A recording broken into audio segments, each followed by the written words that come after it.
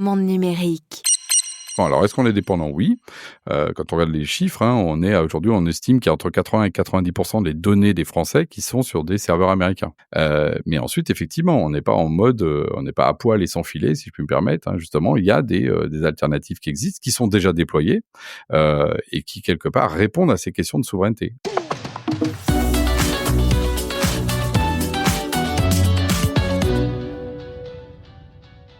Bonjour Alain Garnier. Bonjour Jérôme. Vous êtes CEO de la société Gemspot, qui est une entreprise française spécialisée dans les solutions collaboratives pour les entreprises, les organisations, etc. Est-ce qu'on peut dire que vous êtes un concurrent de Microsoft Office, Google Docs, Slack, enfin tous ces outils qui sont dans des tas d'entreprises et que beaucoup de gens connaissent? Mais oui, on peut le dire parce qu'effectivement, notre problématique, c'est de régler la question de la communication et de la collaboration, en particulier dans les entreprises, mais pas que, aussi dans les associations, dans les organisations, dans le secteur public, parce que le digital est partout, donc il faut mieux travailler ensemble. Donc, nous, ce qu'on propose, c'est une suite complète qui permet de faire ça, et c'est effectivement ce que font également les amis américains que tu as cités. Mmh. Quel type d'outil exactement? À quoi ça sert? Alors, on va commencer d'abord par tout ce qui est collaboration de tous les jours. On a des documents qu'on peut éditer en commun. On fait des visios pour justement partager ces choses-là à distance. On va avoir de la messagerie d'équipe et du mail pour pouvoir se l'envoyer. Et puis, on va faire de la gestion de projet avec des tâches pour mettre tout ça en place. Ça, c'est le premier paquet qui est très important, qui est la collaboration. Puis après, il y a deux autres éléments clés qui sont l'intranet. Comment est-ce que je fais? J'arrive le matin, qu'est-ce que j'ai devant moi et comment je structure pour un dirigeant, pour chacun des éléments de l'entreprise, l'information que je vais passer à mes employés. Ça, c'est un point extrêmement important pour que tout le monde ait la même information de manière alignée. Et la troisième partie, c'est dès que les organisations deviennent un peu grosses, il faut être capable de créer de la transversalité pour que les gens travaillent ensemble et que ce ne soient pas des silos comme ça, justement, hiérarchiques. Et là, on retrouve ce qu'on appelle le réseau social de l'entreprise, qui est une forme privative de ce qu'on connaît du monde du grand public, mais qui permet de partager de l'information très rapidement. Et donc, ces trois éléments forment justement aujourd'hui ce qu'on appelle les digital workplace, c'est-à-dire l'endroit où je travaille dans le digital. Ouais, c'est des outils qui sont devenus absolument indispensables dans toutes les entreprises, en fait, ça, aujourd'hui. Essentiel. Et d'autant plus, alors on l'a vu nous avec une accélération d'ailleurs post-pandémie. Parce qu'après la pandémie, il y a un basculement qui fait que la question du télétravail devient vraiment présente partout et que quelque part, même des fois dans les locaux, on est en télétravail. C'est-à-dire qu'on finit par être dans une visio dans les locaux et non pas dans une Ouais. salle de réunion. Voilà. Ça, Ce qui paraît un peu surréaliste quand même, ce hein. qui paraît surréaliste, mais sauf Mais que il y a moins de friction en fait. Et donc voilà. Donc ce qu'on propose nous, c'est de se dire tout ça, il faut des outils pour organiser, pour que ça se passe bien, pour que ce soit extrêmement fluide, pour que chacun puisse trouver l'information au bon moment, avoir des moteurs de recherche puissants. C'est toute la problématique aussi d'alerte, de descendre aussi au niveau du mobile, parce que nous on a une application mobile qui est devenue là aussi essentielle parce qu'on est aussi en mobilité dans ce monde digital. Donc c'est cette plateforme sans couture qu'on propose à nos clients. On a plus de 400 000 utilisateurs quand même qui utilisent Genspot au quotidien. quel type d'organisation, par exemple? Alors on a depuis des ministères, le ministère, on va avoir le ministère de l'Intérieur, de la Transition écologique, la IFE, donc plutôt la partie Bercy, la DGE, la Direction générale des entreprises. On a aussi toutes les collectivités territoriales, on a des villes, voilà, on a ville de Pantin, par exemple, qui utilise Genspot. Après, on va avoir, ça c'est secteur public, les agences, l'APEC par exemple, ou la Haute Autorité de Santé. Donc ça, c'est tout le secteur public. Puis après, on a les ETI, on a des gens comme Saint-Maclou, Tout Faire Matériaux, pour ceux qui connaissent, des magasins pour aller acheter justement des magasins de bricolage dans le sud de la France. Donc toutes les ETI qui quelque part ont besoin aussi, Donc les organisations de faire ça. Donc nous, on a des clients très variés dans tous les secteurs. Finalement, on a l'impression qu'on est ultra dépendant des solutions américaines, mais vous êtes un petit peu la preuve qu'il y a des alternatives françaises, européennes, etc. et elles sont même déjà implantées. Oui, complètement. Alors, est-ce qu'on est dépendant? Oui. Quand on regarde les chiffres, aujourd'hui, on estime qu'il y a entre 80 et 90% des données des Français qui sont sur des serveurs américains. Mmh. Donc ça donne un peu le degré de la dépendance. Mais ensuite, effectivement, on n'est pas en mode, on n'est pas à poil et sans filet, si je puis me permettre, hein. Justement, il y Mmh. a des alternatives qui existent, qui sont déjà déployées, et qui, quelque part, répondent à ces questions de souveraineté. Alors, souveraineté, c'est un terme qui, des fois, peut un peu choquer les gens parce que c'est un peu très politisé comme terme. Mmh. Bah, ça La oui, la ça peut l'être, mais c'est vrai qu'en numérique, quand on commence en nu à voilà, en avoir numérique, compris de quoi on que parle, quoi. c'était justement pas une question, de souverainisme, c'est une question d'autonomie stratégique. Ça veut dire Ouais. quoi? Ça veut dire qu'il faut avoir la liberté de choisir et de pas être dépendant quand, par exemple, on a, un acteur qui est justement, il y a plusieurs sujets derrière ça. Augmentation de prix unilatérale, ça c'est quand Ouais. même un problème. Là, beaucoup de consommateurs ont vécu ça, mais alors et puis c'est 20%, 30%, plusieurs fois par an. Deuxième chose aussi, c'est ce qu'on appelle les problèmes de loi extraterritoriale. Ça, c'est un sujet méconnu souvent par les gens. Il faut savoir que les États-Unis ont défini des lois qui font qu'ils peuvent agir en dehors de leur pays, extraterritorial, tout simplement parce que, ils considèrent que les choses sont bonnes ou pas bonnes. C'est par exemple, on a vu Peugeot qui, s'est vu interdire, de commercer avec l'Iran parce que les États-Unis l'avaient décidé. On n'a jamais dit en Europe qu'on n'avait pas le droit de commercer, de vendre des voitures en Iran, mais les États-Unis l'ont empêché. Et là, c'est là où le problème des outils, c'est que c'est même le fait que ça soit vu dans les outils. Par exemple, si vous échangez des mails sur un outil américain, bah, les services de renseignement américains peuvent utiliser ça pour un procès contre vous. C'est ce qui est arrivé à la BNP, qui l'a payé plus de 10 milliards quand même pour ça. Donc c'est ça en fait aujourd'hui le problème auquel on fait face. Et puis quand on a effectivement un Trump qui tout d'un coup dit et moi je peux couper le son quand je veux. Là, tout d'un coup, les organisations, les États se disent, bah, là, on est en risque, en plus de ceux qu'on avait déjà avant. Mais alors, Alain Garnier, comment est-ce que vous expliquez que finalement, vous, enfin vous et puis d'autres, entreprises, d'autres, ceux qui proposent des solutions, françaises, «souveraines» entre guillemets, soyez si peu connus, du grand public en tout cas, peut-être même des entreprises? C'est quoi? C'est parce que vous êtes moins bon? Vous êtes moins bon techniquement? Vous êtes moins bon en communication? Où est le problème? Alors déjà, effectivement, on est clairement moins connu parce que, on est moins déployé. Il y a un effet de cumulation. Les boîtes américaines, si on prend par exemple Microsoft, vous avez cité la site, 365. Pourquoi elle est connue? Parce que c'est une boîte, je vous rappelle, qui fête ses 50 ans, donc c'est quand même pas une petite start-up de l'année. Oui, puis Deuxièmement, Word, Excel, et voilà, tout cetera, le monde utilise Word, Excel, PowerPoint, donc tout le monde connaît, ces produits-là.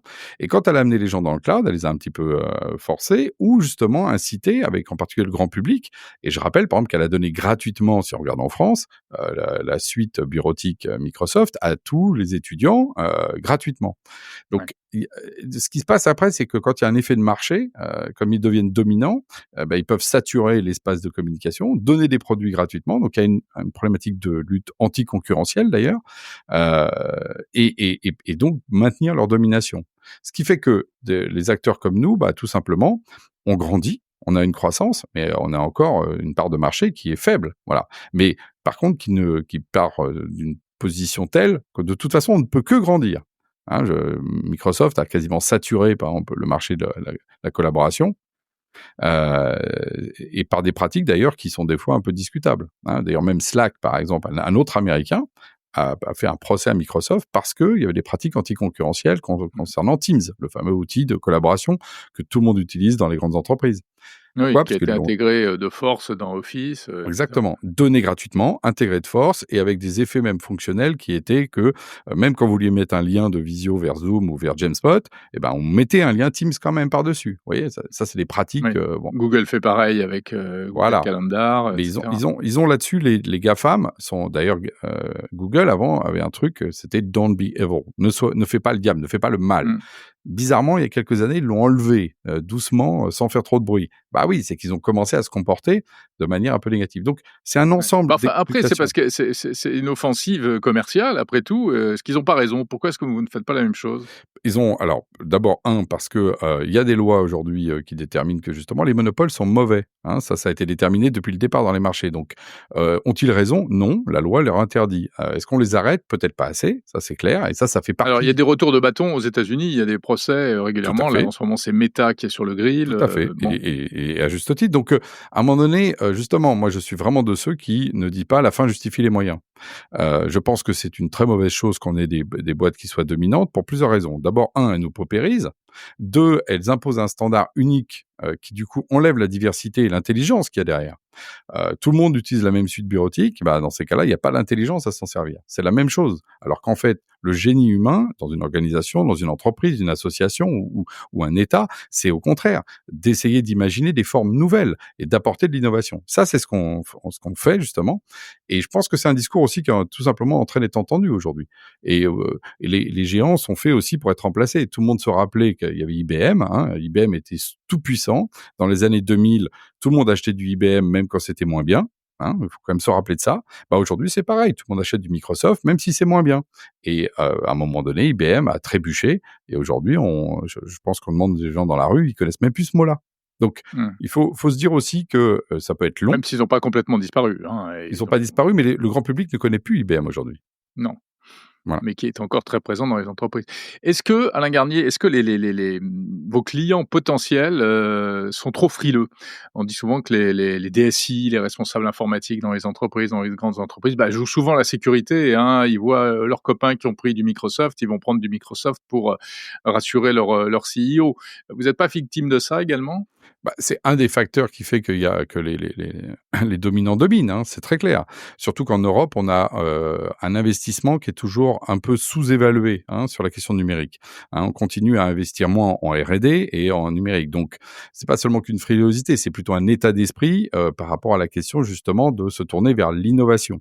Là aussi, je pense que les temps aussi sont faits pour être changés. L'Europe est en train de se réveiller et c'est aussi parce qu'elle a été un peu mise en tutelle que quelque part, elle s'est endormie sur ses lauriers, sur ces questions-là. On voit bien qu'on est en train de réindustrialiser l'Europe, et tout le monde l'appelle de ses voeux, même si c'est difficile, mais justement, c'est ce réveil-là qu'on est en train de faire. Et moi, ce que je vois, à l'inverse, c'est des clients contents de passer à autre chose.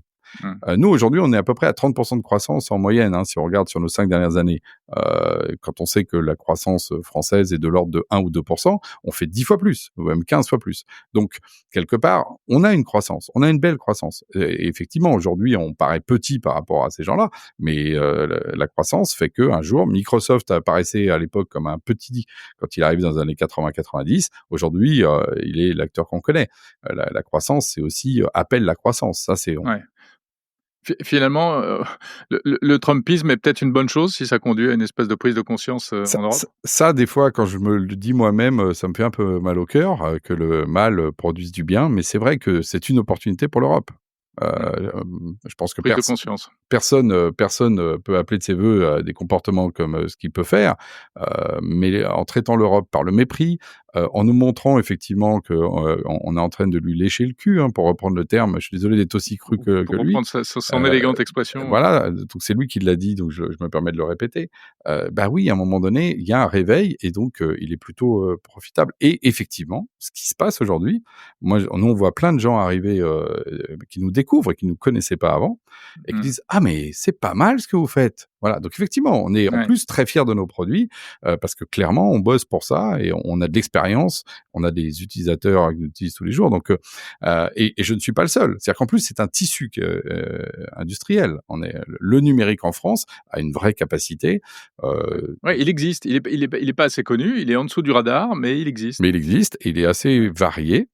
Après, il a comme toute logique industrielle, on est dans une phase justement de transition et puis il a beaucoup progressé. Moi, c'est ma 3e boîte de soft, hein, donc j'ai monté une première boîte en Mmh. 95, revendu à Thales en 2003 et puis là, on a relancé Genspot après, en 2005.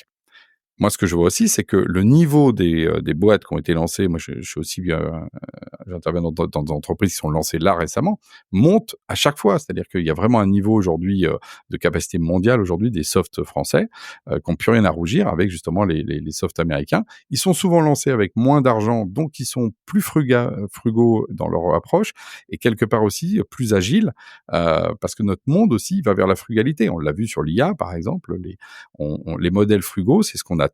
Donc, Mmh. il y a aussi un changement de mental par rapport à ça. Ouais. Justement, vous intégrez de l'intelligence artificielle dans vos solutions chez On Gemspot? Ouais, on a intégré de l'intelligence artificielle chez Genspot. On l'a mis de manière très pragmatique. Alors d'abord, Mais comment vous faites? Avec quels outils? Parce que j'imagine que vous n'allez pas vous plugger sur ChatGPT, non, mais aujourd'hui, il y a des modèles. Alors d'abord, il y a eu beaucoup de modèles en open source qui sont en open largement source. meilleurs, Mmh. même que ChatGPT. Enfin, alors, ChatGPT au sens du modèle, parce qu'après, il y a le produit de ChatGPT, et puis ensuite, il y a les modèles. Si on prend les modèles, le dernier modèle, même de Meta, qui est en open source, qui est l'IAMA 4, ou par exemple le dernier Mistral, ont dépassé celui de ChatGPT. Alors, ils en ressortent un autre, c'est la course à l'échalote, Mmh. mais à aucun moment, les modèles sont déclassés. Donc, nous, on tourne sur du Mistral, on tourne sur du Outscale, 3ds Outscale, qui est aujourd'hui un opérateur de cloud souverain. Hein, voilà. On a aussi des API chez Français. Scaleway et OVH. Donc, les 3 cloudistes français ont des capacités d'IA.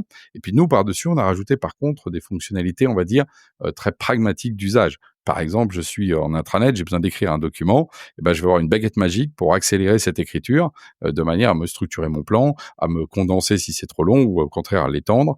Ça, c'est notre première partie. On a une deuxième partie avec des chatbots qui permettent de répondre à des questions très précises, SI, RH, enfin tout ce qui est en répondant exactement ce qu'il y a dans les documents sans halluciner. Donc en fait, on rend l'IA fiable. Mmh. Et ça, c'est très important pour une entreprise de pas dire n'importe quoi. Et puis notre troisième point, c'est des agents intelligents. On retrouve d'ailleurs mes premiers amours, parce que ma première boîte faisait aussi des agents intelligents dans Internet, parce que Et on s'était d'ailleurs rencontrés à cette occasion à France Info à l'époque. c'est ça. Et parce que les agents intelligents, c'est quelque part un cycle qui revient, mais avec en plus la puissance justement de ce qu'on appelle les LLM, hein, les fameuses IA génératives. C'est-à-dire qu'on peut donner à ces agents un petit supplément d'âme, une capacité de raisonnement. Et donc nous, par exemple, dans GenSpot, on leur met des missions. Et un extrabot a une mission, il est dans un groupe ou dans une messagerie, et quand il voit passer un message, un document, etc., il va regarder ça par rapport à sa mission et il va écrire quelque chose, envoyer un message à quelqu'un, publier dans un autre système une information, une alerte. Donc en fait, il va faire le job de ce que quelqu'un aurait fait. Donc c'est vraiment un extra bot. Vous avez un agent en plus dans votre équipe qui en plus ne dort pas, est hyper précis et donc c'est très très puissant ce qu'on peut faire avec les agents. Ça ouvre d'ailleurs encore une vague d'innovation. Je pense qu'on n'a même pas conscience aujourd'hui de tout ce qu'on va pouvoir faire avec les agents. On découvre les use cases, comme on dit, tous les jours. Ouais.